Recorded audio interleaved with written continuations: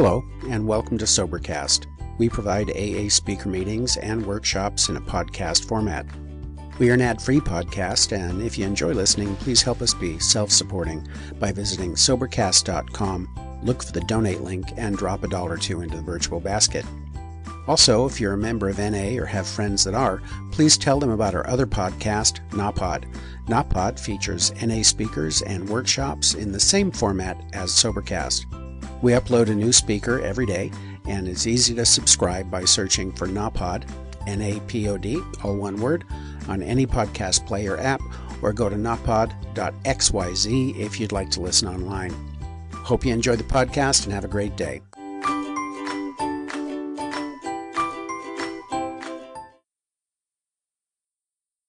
Good morning. Good morning. As Henry VIII said to each of his 6 wives, I won't keep you very long.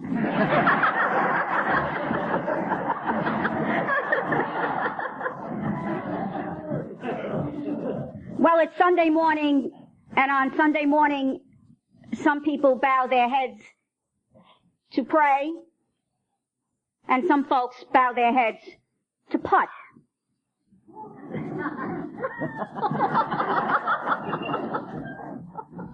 I thought I'd pray. Dear God, so far today, I've done all right.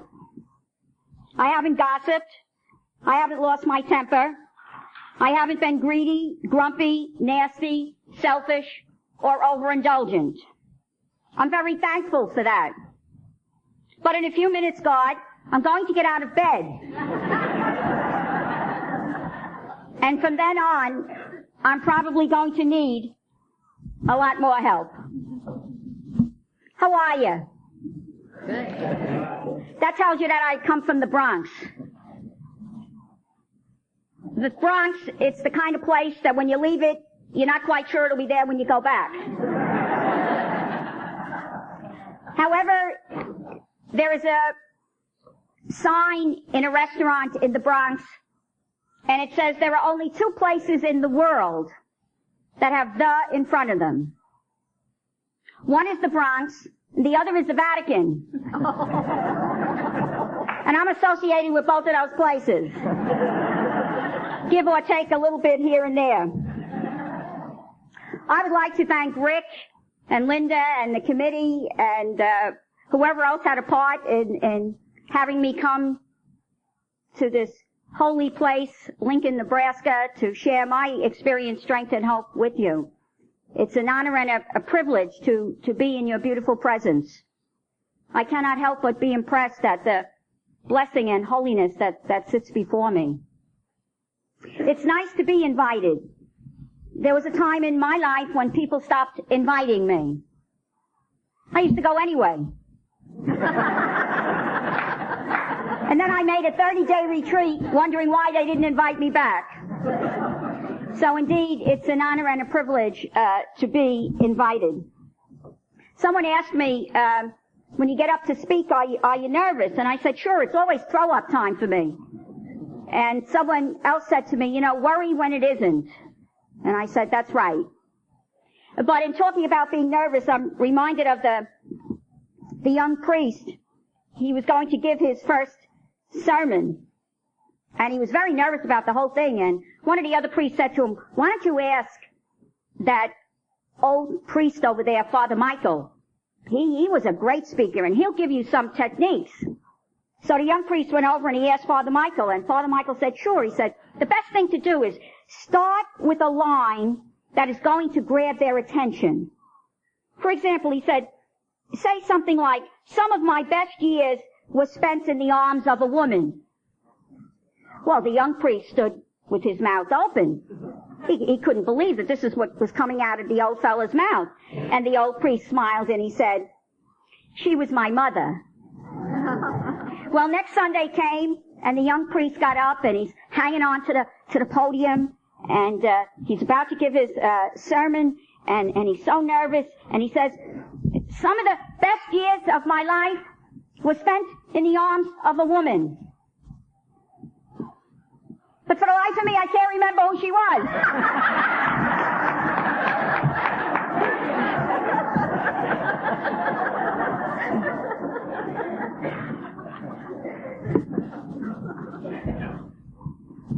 I stand in awe on this, the most important day of my life. I stand in awe of God's love for me. I stand in awe of you and my relationship with you. And I stand in awe of Maurice. If you don't remember anything that I share today, please remember this, because this is how I want to be remembered, since it's the most important thing about me. I'm an alcoholic. I'm a woman. I'm a member of a religious community. I'm a member of Alcoholics Anonymous in good standing. In particular, the Forest Hills group in Queens, New York. That's my home group. I have a marvelous and wonderful family, what's left of them. I have a beautiful community of sisters. I have wonderful friends both in and out of the fellowship. I just love saying I have a home group. And the Forest Hills group is my home group. And the last thing I always tell you about myself is my name. Incidentally, my name is Sister Maurice. One of the things that I'm partial to in our fellowship is that it's a fellowship of equals. There are no titles in Alcoholics Anonymous. No one really cares what you do for a living. I like all of that. I may be prejudiced about us, but I don't think there's another group in society that can claim fellowship of equals like we can. No titles. You have never been anything else in our fellowship other than Sister Maurice. Now, isn't that a title? Well, for me, it's my name. It's a name I've been using most of my life. It's on all my important papers. It's on my driver's license. It's written up quite well in 2 police stations in the city of New York.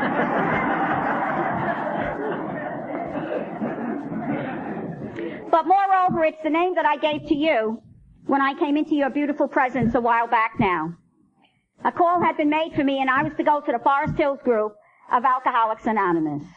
And I really wasn't quite sure that someone of my class and caliber should be going to such a place as AA. So I was not a happy camper when I came. Little by slowly, that has all changed for me. So much so that I can say quite comfortably today, I choose to live the AA way of life. For years I said, I have to go to AA, I better go to AA, I gotta go to AA. I don't have to, better, or gotta. I choose to live the AA way of life. And when I talk about something being a way of life, it's not an incidental experience. It's not something I do when the Spirit moves me. A way of life to me is as much a part of me as my right hand and my left hand. But for starters, I went to this first meeting, and I was supposed to meet a gal there, and I went into a small room, and there was only one fellow in the room, and he took a look at me, and he came running across the room, and he grabbed my hand, and he gave me a handshake like I hadn't had in quite a while. He told me who he was, and he said, "What's your name?" I said, "Me?" He said, "Yeah, what's your name?" Well, I said, "I'm Sister Maurice." Now, this fella didn't say to me, "Your mother doesn't call you that, does she?" And he didn't say to me, "Well, we're going to have a group conscience meeting, and I'll get back to you about that one." The very next thing the man said was, "Hi, Sister Maurice. You're welcome."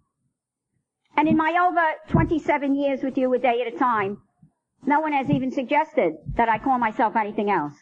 So I've never been anything else in our fellowship other than Sister Maurice. The name is important, but the most important thing about me at any point on a clock is what I told you first and foremost, that I am an alcoholic. And each and every time I say that, beginning first, when I awaken in the morning, I don't know how you awaken in the morning, but I sleep on my right side for the most part. And my right eye is buried in the pillow. So I kind of wake up like this. See, this eye's open. And I know I'm still here. And the very first thing I do is announce before my God, I am an alcoholic. I choose to enter into my day by announcing before my God the most important thing about me. I am an alcoholic. It puts me on the right wavelength up here. I hope and I pray and I do what's necessary thus far so that I don't reach a point in recovery where my attitude would be, well, of course I'm an alcoholic. I've been one of those for years now. So I choose to enter into my day by announcing before my God, I am an alcoholic. And any time during the course of any given day that I say that, I'm reminded that of all the things I do each day that God gives me, my most important work, job, assignment is to stay sober. And I do that best through the principles and traditions of Alcoholics Anonymous as they have been written. When I came to you a while back, you gave me a book, and you called it Big. I thought it was an interesting way that you described the book. I had cleared up enough to see that it wasn't a small book. It was a big book. The gal who gave it to me, she was much shorter than I was, and the book was so big, she held it in two hands, and she said, here is a big book. No coincidence, at that moment, some fellows were putting some signs on the wall, and I'm very farsighted, and I caught the sign that said, keep it simple. And I was able to make a connection. I said to myself, wouldn't dare say it to her, I said to myself, wow, do these people practice what they preach? Because you can't get much simpler than that. Here is a big book.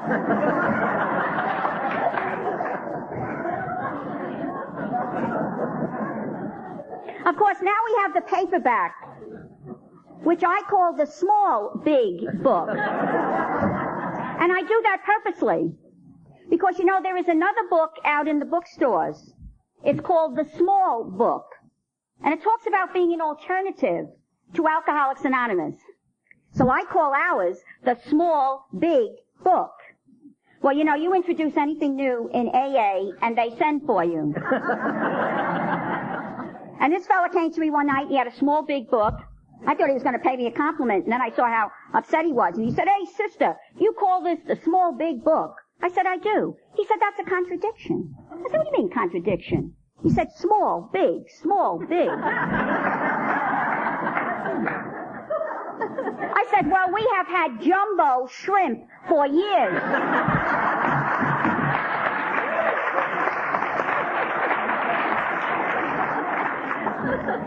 Well, I took the book from you, the one that you called Big, and this is what you said to me. You told me I should read the big book of Alcoholics Anonymous. I should study the big book of Alcoholics Anonymous. I should believe what I found there. I should share what I believe. And I should practice what I share. And then you added another piece. You told me I should do that along with the people who know how to do it best. And you called that group the Fellowship of Alcoholics Anonymous. And then you put all of that together and you said, that is a design for living that really works. Well, what did I know about anything? I said, well, I'll see what I can do. And do you know that design for living has worked so well for this lady here that I don't spend a fleeting moment of my precious time looking for alternative ways to go. I need all the help I can get, but it's always after that design for living. You know, the little sheep that strays from the flock. Perhaps you know some little sheep. You know the little sheep that says, oh, I know I've been missing meetings, but don't worry about me, life is great. You know the little sheep who says, oh, I know you're concerned about me, you were so helpful to me when I first came around. You know the little sheep that strays from the flock is usually the one that's found in the ditch, over the embankment, and hanging from the barbed wire fence. I have a drunkalog that would tell you quite well that all by myself I can stay very sick and quite drunk. But I truly believe I cannot stay sober and fairly well without you. My most favorite fruit is the banana.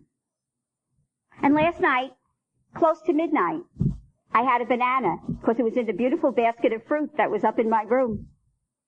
And every time I have a banana, whether I take the banana off the bunch, or whether I get to the dish and there's only one banana left, or whether I'm out in a restaurant and I have some cereal and a sliced banana, whenever I eat a banana, I have a meditation. And the meditation I have is that the banana that leaves the bunch is the one that gets skinned.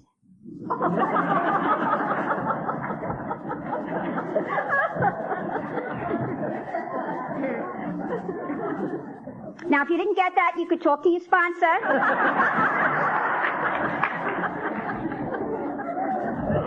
And if you don't have a sponsor, well, you know the rest of the story.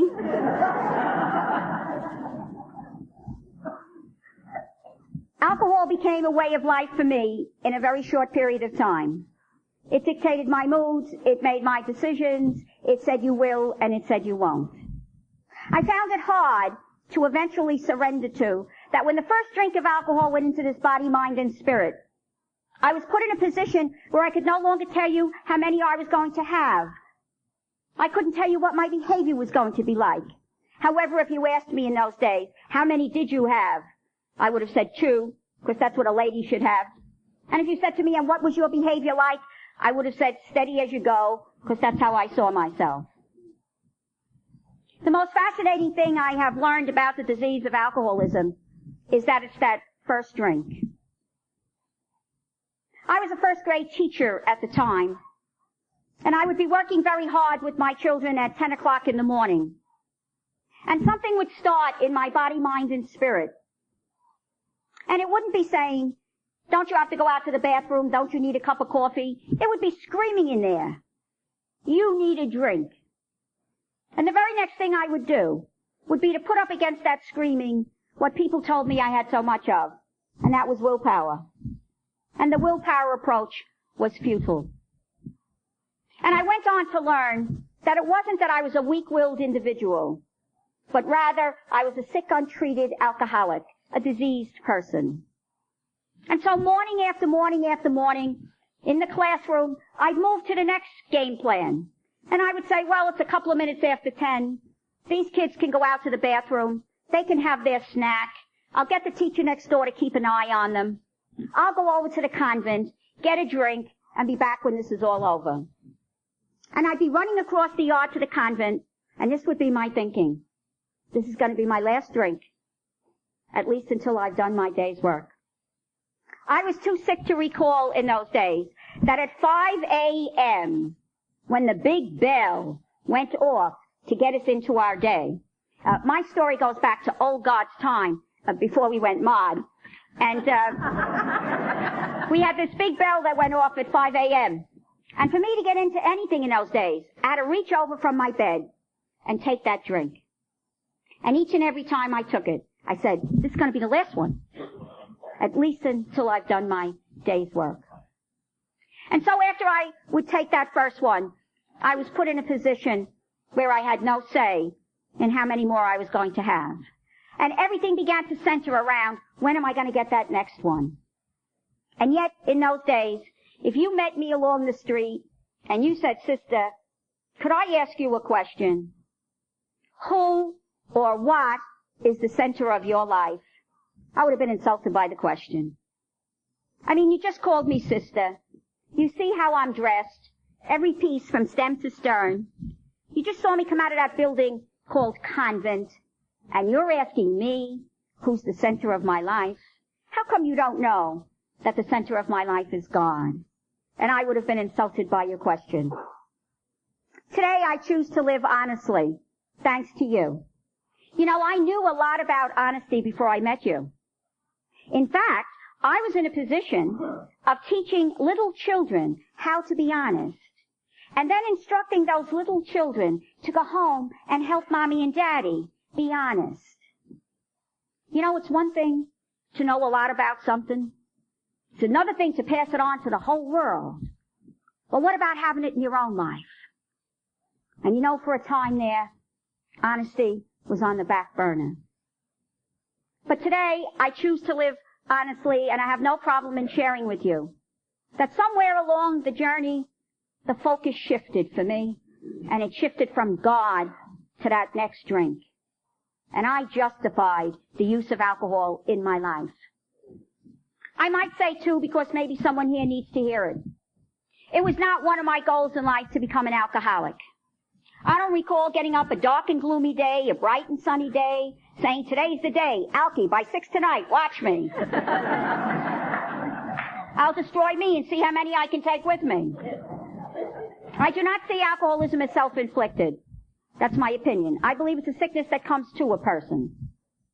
I think it's a marvelous and wonderful idea that we have steps that suggest to us in God's time that we make amends because we are accountable. And I think that's a marvelous and wonderful idea. But I don't hold myself responsible for the sickness that came to me.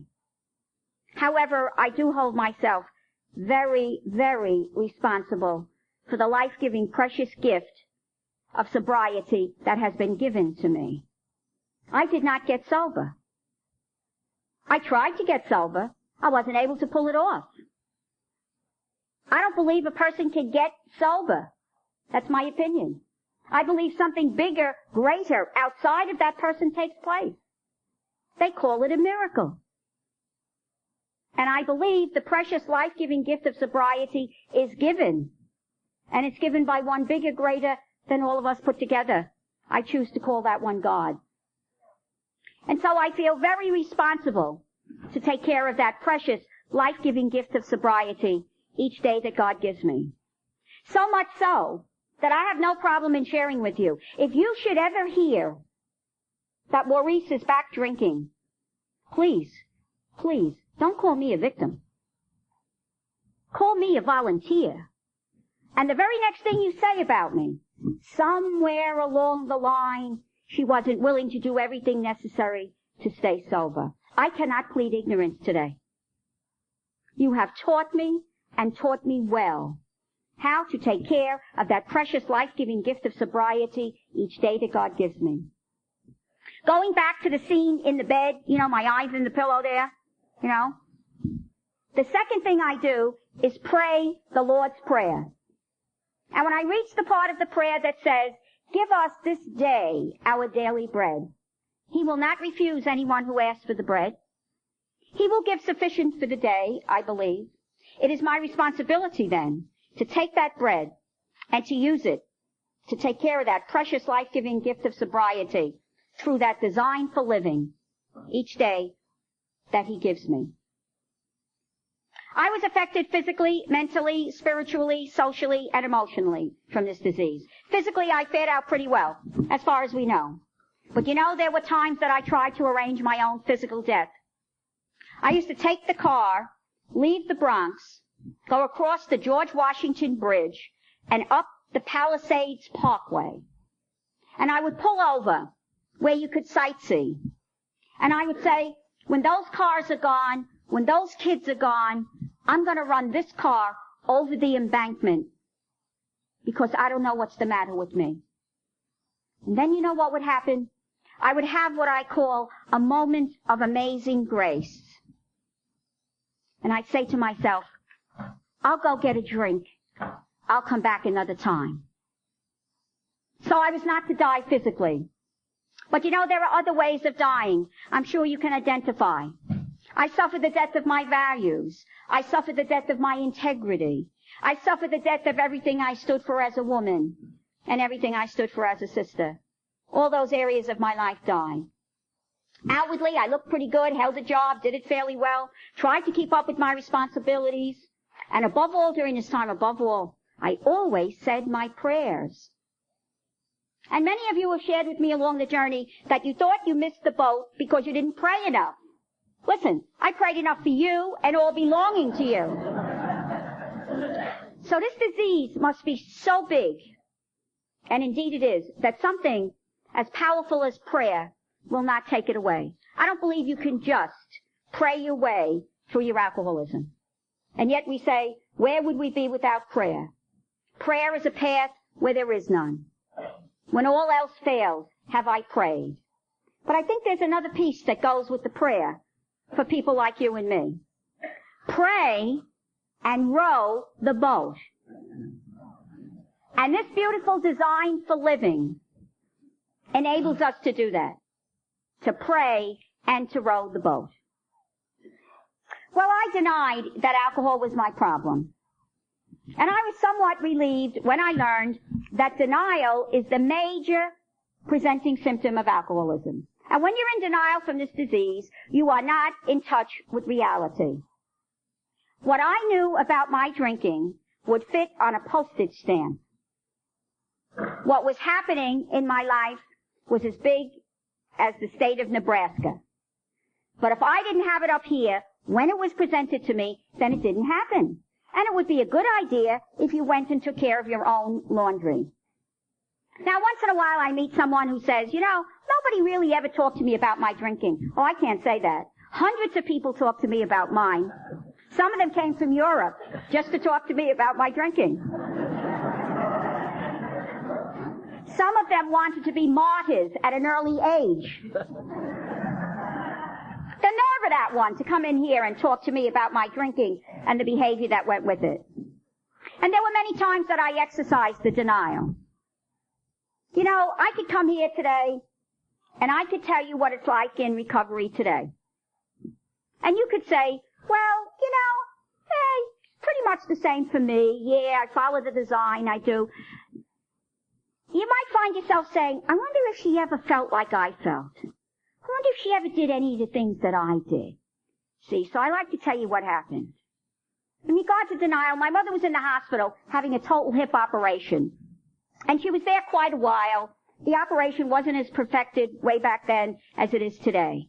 And I went every day to be at my mother's bedside, because that's where a good daughter should be. And how do we affect the people on the other side of the coin? My beautiful mother would say to me, if you don't come tomorrow, it'll be just fine. You must have lots of work to do around the convent and the school. Not being in touch with reality, my thinking was, wow, there she is with all her pain, and she's thinking of me. My beautiful mother could not bring herself to say, you're an embarrassment to me. You are no help to me.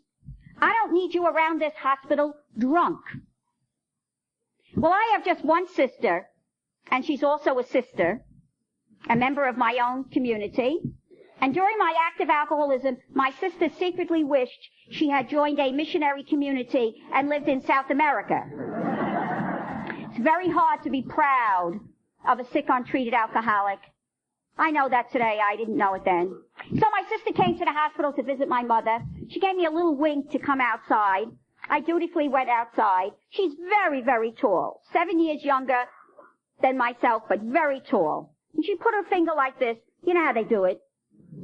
And she said, why? Why would you come to this hospital at 4 o'clock in the afternoon drinking? I was just about to give a lecture when it dawned on me. I don't have to say anything. We've been down this road 100 times before. To the best of my recollection, not a word did I speak. But being a typical alcoholic, and that's all that I am, is a typical alcoholic. I'm sure you can identify with the song as I can. You know the song, first you say you will, and then you won't.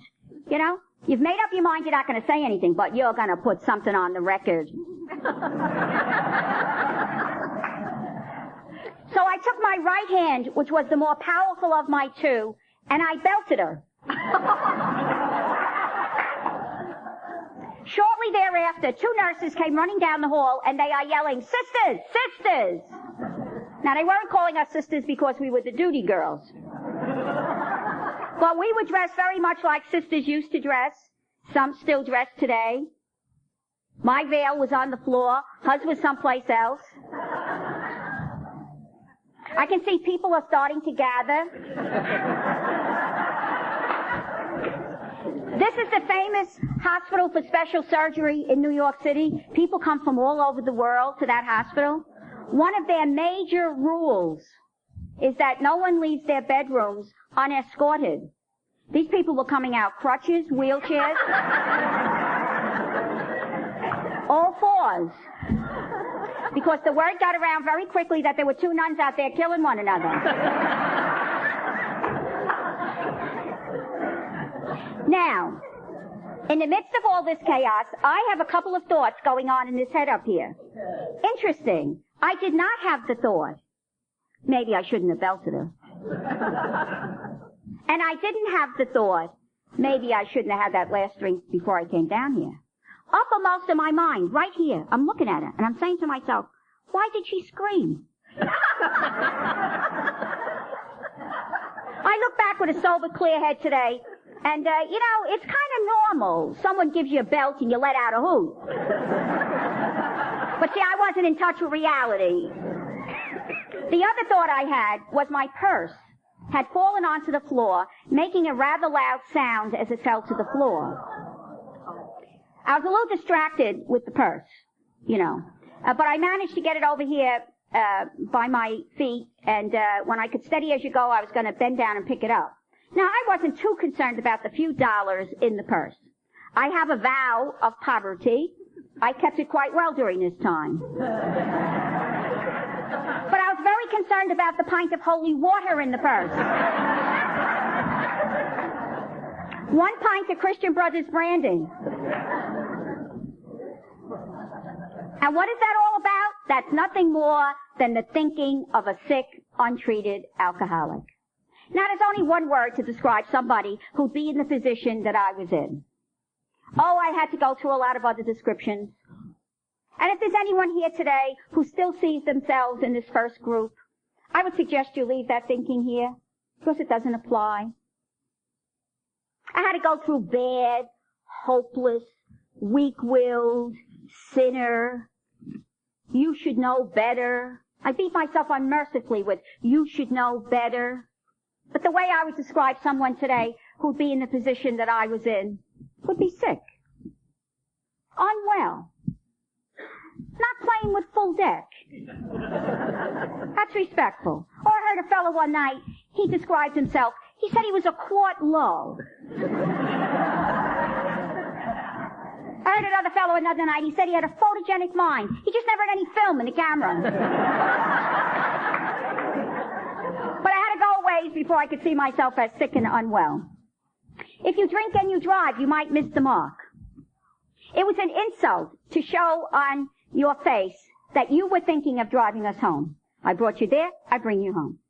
My first accident, July of 70, my good friend, Sister Rose, was in court over the dismissal of a teacher from her school. This was a big to-do in the diocese at that time. Now, Rose had a lawyer appointed by the diocese.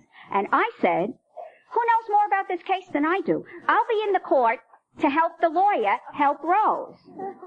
How do we affect the people on the other side of the coin? The night before the trial, Rose called me up and she said, Maurice, please don't come to court. Not being in touch with reality, my thinking was, wow, there she is with all her pain, and she's thinking of me. Well, I have heard Rose share her story in that marvelous and wonderful program that parallels ours, that of Al-Anon, and indeed Rose was thinking of herself, and rightly so. It was not my style to push. I said, you're right. You'll have a lot of paperwork to do. I'll meet you downtown lunchtime. I'll take you to lunch. You'll brief me, and I'll advise you for the afternoon session. And to be rid of me, she said, fine. Well, I was in graduate school that summer, and I drove, well fortified, from the very top of New York City, very top of the Bronx, to the very bottom of the city, the Wall Street section of my city. It was 5 minutes after 12 lunchtime, a working day in Wall Street, and the weather was clear. Those are the things they tell you at the top of the police report. A United States mail truck that was parked by the curb, minding its own business, got in my way, and I smashed into it. And when the policeman came on the driver's side, first word out of his mouth, you couldn't miss it, he said, sister. I was a little taken back by the next piece. I mean, he didn't even say, are you hurt? Could I call someone? You think you could have been my first grade teacher? He said, sister, could you have been drinking? Well, I am a great fan of New York's finest. And for a fleeting moment, I wondered how this guy got on the police force with a question like that. As was my style, officer, let me help you. I proceeded to tell the officer about my friend who was down here being persecuted and how upset I was, etc., etc., etc. Well, I went into a blackout, eventually a pass out, as was my custom. I woke up in a convent a short distance away. I didn't know I was in a convent. I didn't know where I was. I woke up in this strange bed, half my clothes on, half my clothes off. I didn't know where I was. Believe you me, it was not my custom then, certainly not my custom today, to wake up in strange beds. But I'm around long enough to know that you have your story.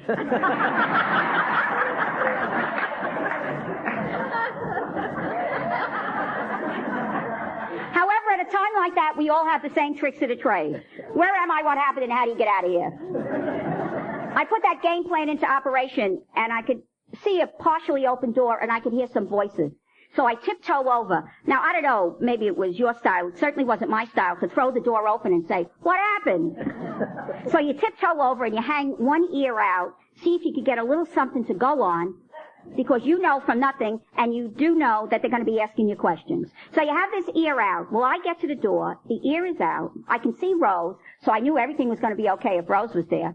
There was another sister, a big, tall lady. Neither of us knew her. She was beating up Rose. Oh, she was screaming at Rose. And I got to the door with the ear out as the big, tall lady said to Rose, she said, your friend is on pills or she's drinking. And in order to help her, you are going to have to hurt her. Oh, I thought that was such poor advice. Oh, I took my ear in, and I went back to bed to get a little rest, to handle Rose, who came in and asked the going question in our lives at that time. What happened? I told it as I saw it. I lost control of the car because I was so upset about the court case. Now, in those days, the car was in my mother's name. I had the car fixed, back out on the road. 3 weeks had passed. I thought we were getting on with our lives and saving the world. Every time you talked to Rose, she had this question. When are we going to tell your mother about the accident? Never. Why do you want to tell my mother about the accident? Well, the car's in her name. So what? The car's fixed. Then the fears that set in for a sick, untreated alcoholic. What if Rose tells your mother? So I called Rose up, invited her out for supper, my treat, took her to a little restaurant, leaned across the table in the restaurant, and said, if you dare to tell my mother about the accident, someday you will come out of your convent. I will be sitting in a car. And when you cross the street, that will be it.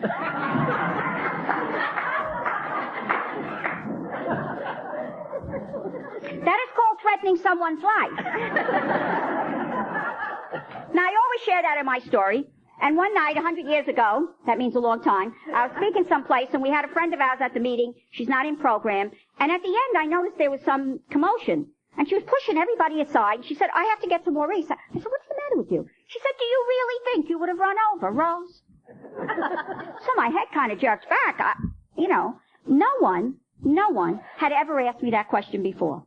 Not even Rose. I said, let me tell it to you this way. Of myself, no. I wouldn't hurt a fly. Without a drink in me, you never knew I was around.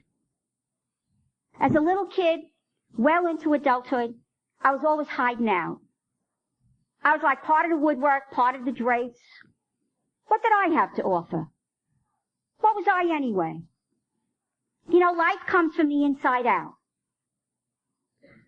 I used to describe it as I was deprived. No, I don't believe we're deprived. But because of our history and our story, we're not able to get in touch with all that God has given. So it's very dark in there. And then you put one drink in here. Just one. And you can paint the most tragic picture you can think of. And I could be the one heading it up. And I always like to point out that it wasn't that I was at Mass the next morning, or that I was reading one of my 10,000 religious books that I had at that time. And the thought came to me, you shouldn't kill Rose. You know what happened? It was another moment of that amazing grace. It just wasn't to be part of my story or part of Rose's that I would run her over. Well, the disease was progressing rapidly, and one day I got a call from my boss. Now, this was the big boss, the head of my community. The call was in the same category as if the Pope said, get yourself to Rome. This was a big call. And there were only two reasons in those days why you would get this kind of a call. One, you were in trouble, or there was a special assignment that only you could do. So I'm driving up to see the boss, and this is my thinking. I have enough to do. Why are they always asking me? So we get there, we have a little chit-chat. She says, Maurice, I'll get to the point. Some of the sisters are saying that you drink too much. There's nobody there but the two of us. In those days when the big boss spoke, you didn't ask questions. I asked a question. I stuttered when I asked it. I said, where are they? She said, oh, they don't want to be mentioned. I said to myself, and you know, in a very sick and negative way, I wouldn't recommend it to anyone. I was into one of our steps at that moment. Made a list of all people who had harmed me and asked God to be rid of them. And I sat there writing one contract after another. I figured I'd ask another question. I said, do you really know anything about me? Of course, in those days, you know, there was this big gap from the big boss and the rest of us. We had bosses in between that we dealt with. Well, she said, I have a file. So she went over and she took out a folder and she peeked in and she said, oh, I didn't know you were doing this in the diocese. And she said, oh, you're going to get your master's degree. And, oh, you started the reading program. Well, the trophies were all over the place. She closed the folder and she said, you know, Maurice, I will never ever again believe this about any of our sisters. I said, that's a good policy to follow. She gave me an apology and off I went. And as I walked back to the car, I had only one thought. She will never, ever send for me again. She never did. Next time she arrived unannounced and put me away. So when I learned about this denial and not being in touch with reality, it helped me. I was angry and resentful during this time. Angry with God. I'd given my life to God. What do you want from me? I love the word relationship. And I learned about relationships from you. You've been my teachers about relationships. Prior to recovery, relating to God, whoever, whatever he was. You know how I did it? Since I was a little kid and well into adulthood. I sat up straight and I disciplined myself and I knelt up straight and I was always looking for another religious book and more techniques for prayer and meditation, you know. Started as a little kid. Right into adulthood with that. Right into the convent with that. And you know, after I attempted a relationship with God, you know the expression that would have applied? We didn't have it in those days. But do you know what the expression would have been? Been there, done that. You see? And then when I was drinking, it was taking God on. Well, if you don't need me, well, I don't need you. And if I don't need someone bigger, greater, outside of this lady here, I wonder who I think I am. And so I was angry and resentful with God. I was depressed during this time. I was in the convent many years before I picked up my first drink. I didn't like the taste of alcohol. I didn't use alcohol. In 1967, on the 5th of January, my beautiful father, Maurice, he died. He went to God. He died of alcoholism. I believe that was the secondary cause of my father's death. I had tried to help my father. And after my father went to God, I went way inside. And I came out in a short time with a drink in my hand. And shortly thereafter, my mother said to me one day, she said, you know, while we have you, your father is not gone. And I know today, and I walk very tall with this, that we were carbon copies of one another. With one big difference. The way we were to receive the precious gift of sobriety. You see, my father received sobriety when he looked eyeball to eyeball into the eyes of God upon his death. I believe at that moment is perfection. And whatever you are lacking, you receive at that time. And so I went into depression after my father's death, picked up my first drink. And of course, as we say, drinking alcohol while depressed adds misery to misfortune. And then the bargaining stage. I did a lot of bargains. I did them all with God. One bargain I like to share on. I got into bed one night, rosary beads in one hand, always had my prayer beads, hanging on to my sheets with the other hand. And I'm no sooner in the bed when I feel I have to get up and get a drink. And I said to God, I don't want to drink anymore tonight. Please help me. I'll do more work for you and for your people. Please don't let me drink tonight. Well, you know, the first drink of the day always has the final say. And of course, we've had that.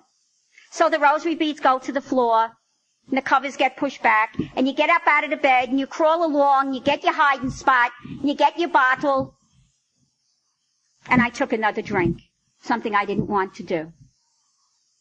And you know, on that particular night, it was one of the few nights that I didn't go into a blackout right away. After I took that drink, I beat that floor, and I doubted the existence of God. How could a God who loved me, a God that I was to relate to as Father, how could you allow me to be in that condition? I just asked you to help me. I'll bet there's no God. I live in downtown Manhattan, right in the heart of New York City. And when I'm in town, I drive on the East River Drive, the FDR Drive. And I see our brothers and sisters, yours and mine. I see them on both sides of the highway. They build their homes there.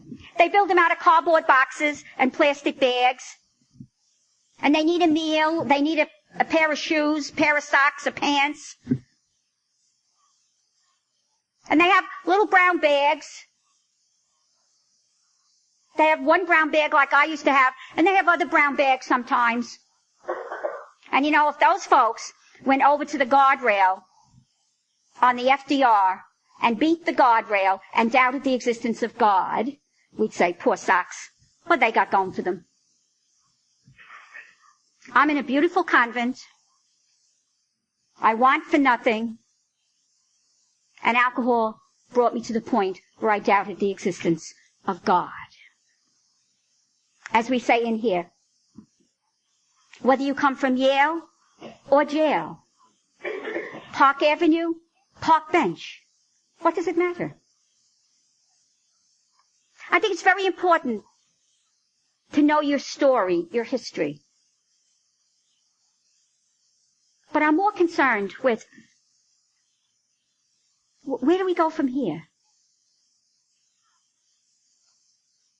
Because, you know, with each new breath, we begin again.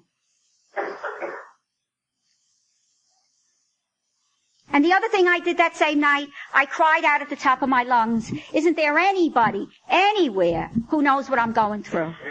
Because each one in the throes of the sickness thinks nobody knows what I'm going through. Well, I didn't know you were up the street, around the corner, and across the road, and a few miles away, and out here, going through the same thing. But I'm mighty glad that somewhere along our journey, God saw fit that we would find one another in this beautiful fellowship. C.S. Lewis, you've heard of him, he says in one of his writings about relationships, he talks about relationships in general. And he says it's as if God says to the people in the relationship, you have not chosen one another, but I, God, have chosen you for one another. If you think of the relationships that you have in this fellowship, would you of yourself have chosen those people? I like to think it was all arranged. We can go back to the gatehouse in Akron, Ohio. And time was running out for Bill Wilson, so it seemed. And Dr. Bob came. You have not chosen one another, but I, God, have chosen you for one another.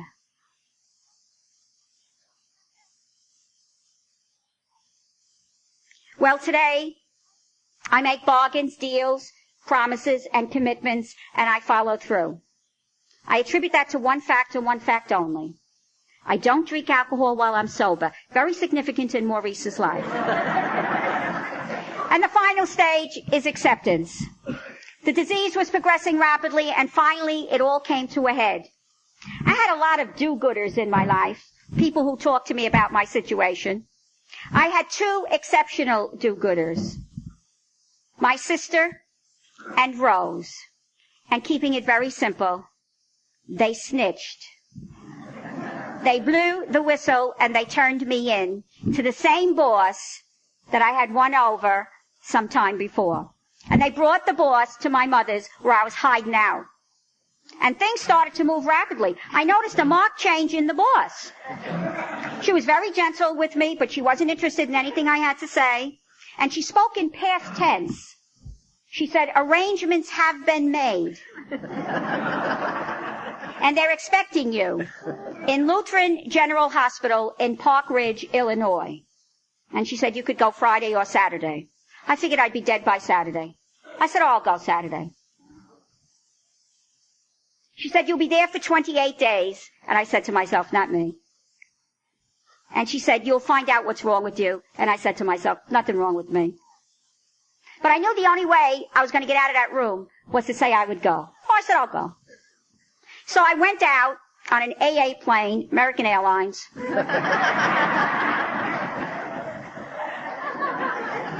And there I met you. There were 64 patients, male and female, and the word got around very quickly that we had a Catholic sister in treatment. And one by one you came to me, and the first thing you did was you beat up on yourself, said terrible things about yourself, but you always finished up by saying, you know, sister, you're not like me. Well, now anyone who thinks like I do is going to be my friend. And I said, maybe I can stay and help these people. I'm not one to sit around idle.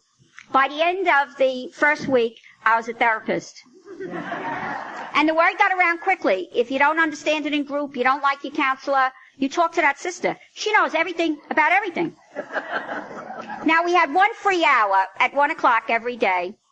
Well, you know, they tell you, big thing on the schedule, free time. Then they tell you what to do with it. And we were supposed to stay in our rooms, read, write, listen to tapes. I always did as I was told. Since I was this high, well into adulthood, somebody said jump, I jumped. Somebody said stop jumping, I stopped jumping. I talk about compartments. I didn't know that there was a compartment in here given by God. You don't acquire it. It's given by God. Power of choice. I had never gotten in touch with my compartment. I always did what everybody told me to do. So I'm in the room. You're supposed to set up your table, have your tape recorder, do your writings. There I was every day at 1 o'clock. I'd be there 2 minutes, and something would come over me, and I would get up, and I would take the table, and I would pitch it across the room.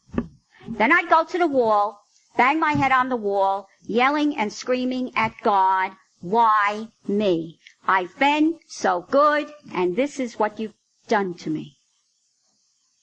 And sometimes there'd be blood pouring out of my head. My roommate would run out, and she'd say, she's at it again. They'd come in, they'd clean me up, calm me down. They were very gentle with me. They'd help me pick up the table. They'd get me another recorder. And I'd pick up my pen, and I'd go on about my work until the next day. You know, I was too sick at that time. And long before that time, I go back as a little kid, well into adulthood. I was too sick to hear God say, you don't have to be good. You are good. You don't have to be good. You are good. That's a given. That's in the clay itself. I cannot help but be impressed at the goodness that sits before me. Well, where does bad come in? Oh, that's behavior. That's attitude. I separate that from the person, and I continue to chip away at mine to this marvelous and wonderful design for living. But while the process continues, I walk very tall. When I say to someone, "How are you?" and they say, "Good," many times I say, "Well, tell me something else. I knew that before I asked you." You don't have to be good. You are good. I don't know any bad folks. I believe there is a serious unwellness. I go so far as to say some people should be indoors and monitored. We should know where they are.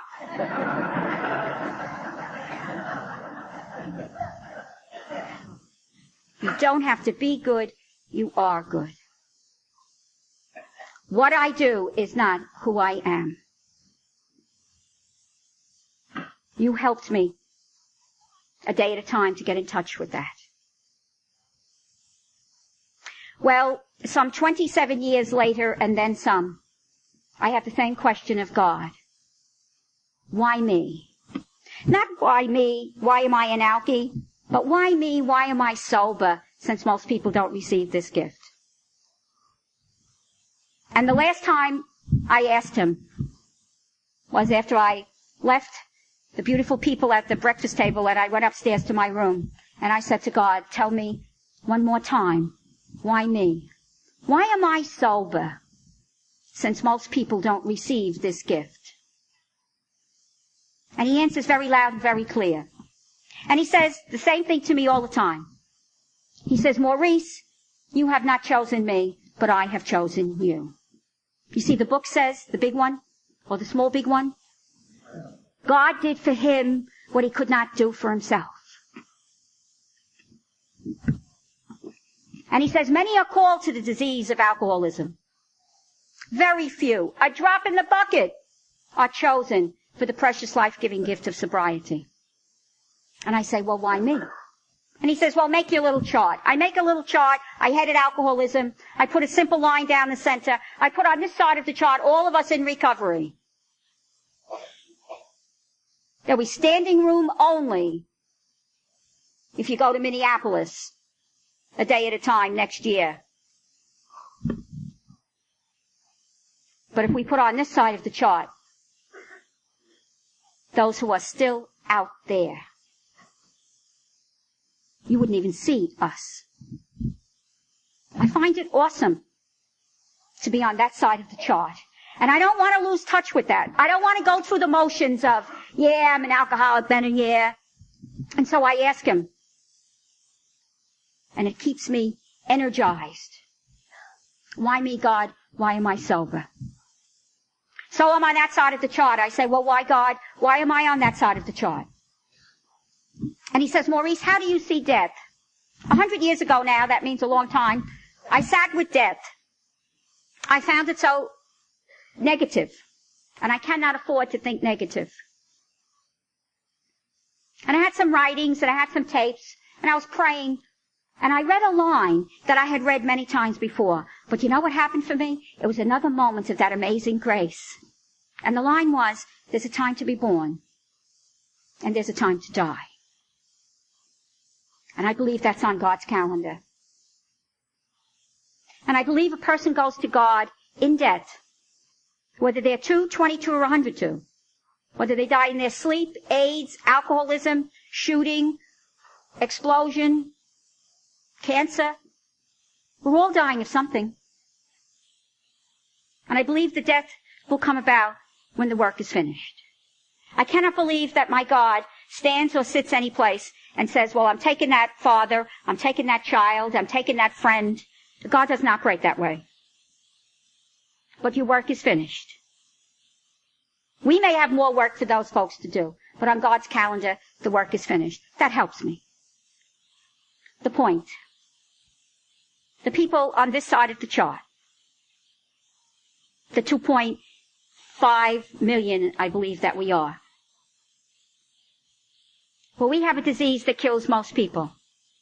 Most people do not survive alcoholism. It's an ultimate terminal condition, and here we are. Well, our debt's been interrupted, I believe. because our work's not finished. There'll be tragedy in our world today, isn't there always? Some people will go to God, their work is finished. Others will be saved, their work is not finished. I don't know what their work is, those who are saved. I believe ours is defined. It's to carry a message. It's to walk with. It's to pass it on. It's to be that important part of that design for living, the fellowship of Alcoholics Anonymous. And you know, it seems like a contradiction at times. A bunch of folks, where it's been said to us, go away, get lost, who needs you, you're here again. And look at the assignment that is ours. Helps me to walk very tall today. And you know, there are many ways to carry a message. Pontificating at a podium is only one way to carry a message. I got off the plane last night in Omaha, and I looked around. And God said, it's a program of attraction rather than promotion. Keep looking around. And then my eyes met Rick's, and his eyes met mine. And we knew one another, you see. We're a program of attraction rather than promotion. That's what I saw, you see. And so very late, in the 4th week, I came to grips with this. Not the way I see it today, but choking on it, I was saying, oh, I'm an alcoholic. And I left the facility with a prescription to go to Alcoholics Anonymous, and these words from my counselor. He said, if you're faithful to the prescription of Alcoholics Anonymous, you will only have to return here as our guest. I said, I won't make you any promises.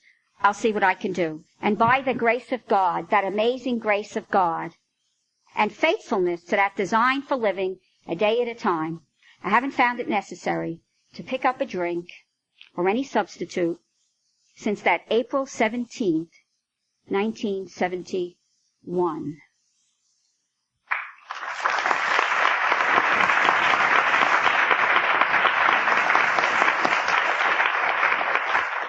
Thank you. I'm not one who says I will never drink again. If I thought I would never drink again, perhaps I wouldn't be as faithful. Early this morning, I asked for daily bread. I do not have tomorrow's bread. There are advantages to years of sobriety. I've had them. But as the years of sobriety increase, so do the perils of smugness. And every so often, as part of my inventory, I ask my God,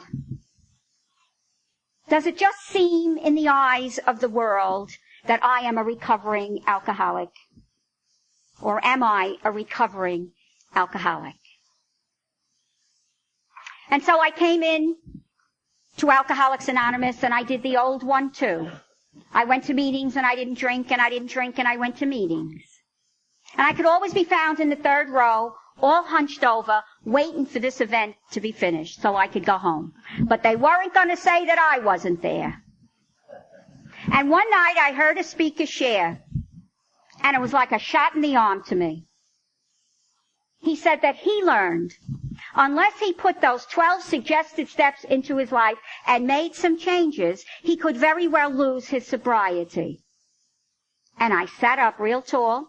I put a little smirk on my face because I wanted him to see me, because I was sure he was going to say, of course we don't mean that for the little sister there in the 3rd row.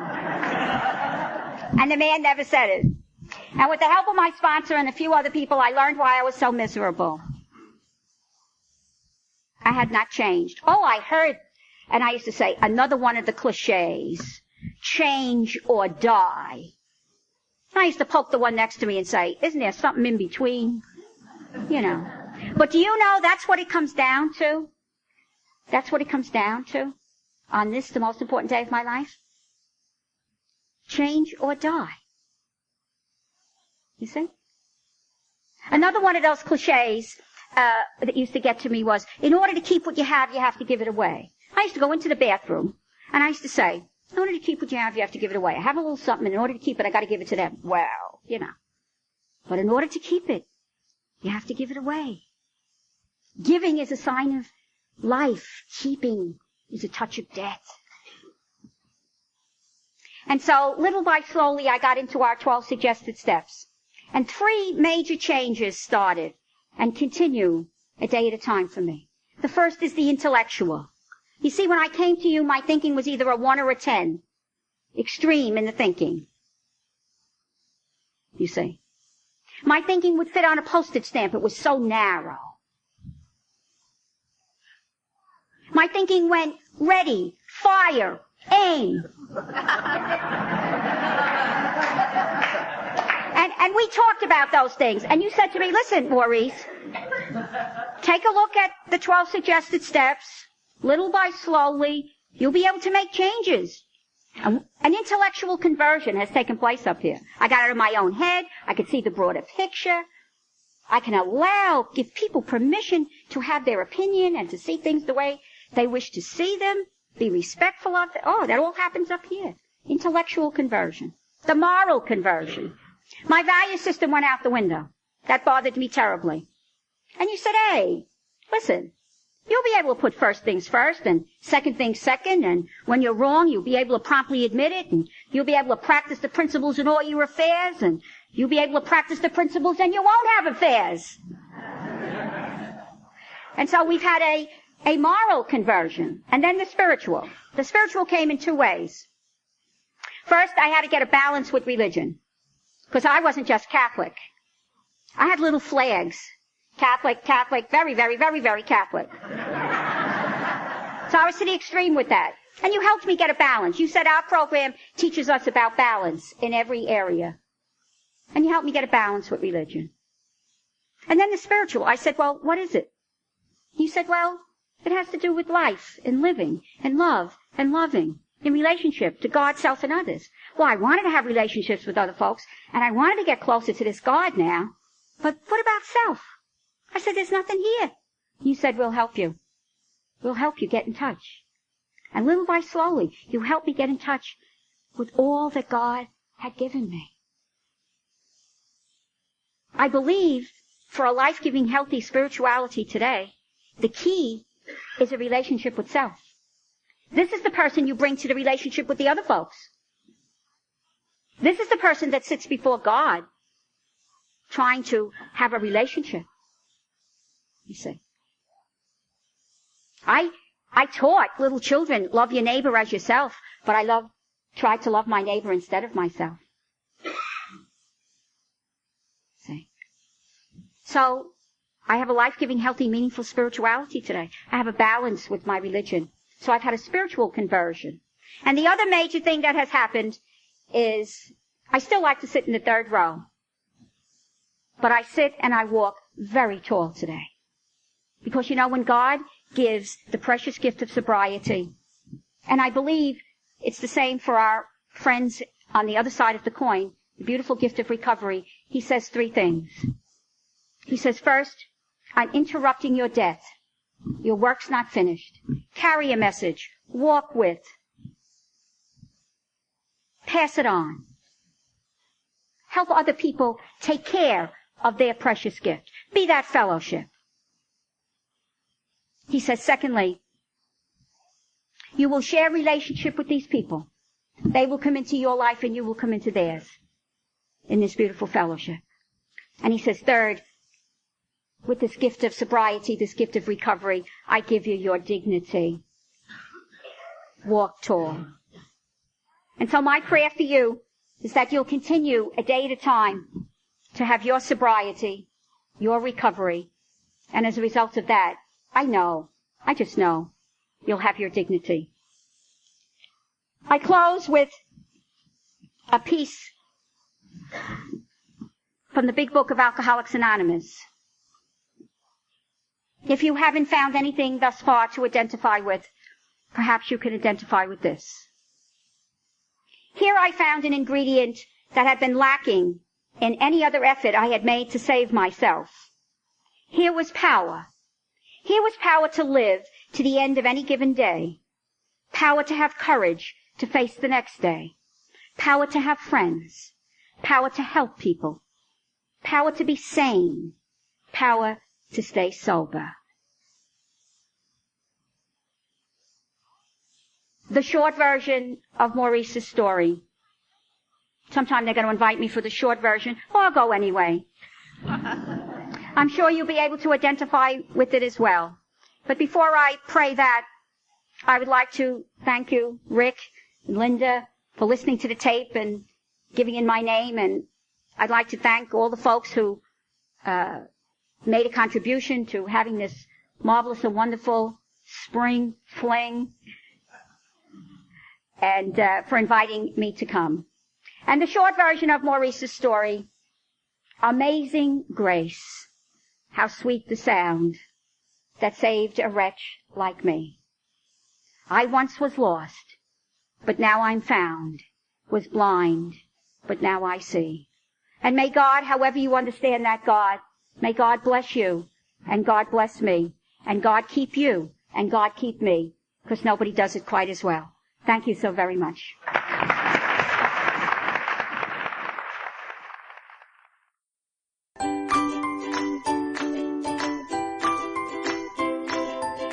Thanks for listening. I hope you enjoyed the podcast. Sobercast is ad-free, and we'd like your help in order to keep it that way. So if you'd like to help us be self-supporting by pledging $1 to a month, visit Sobercast.com and look for the donate links. Thank you very much.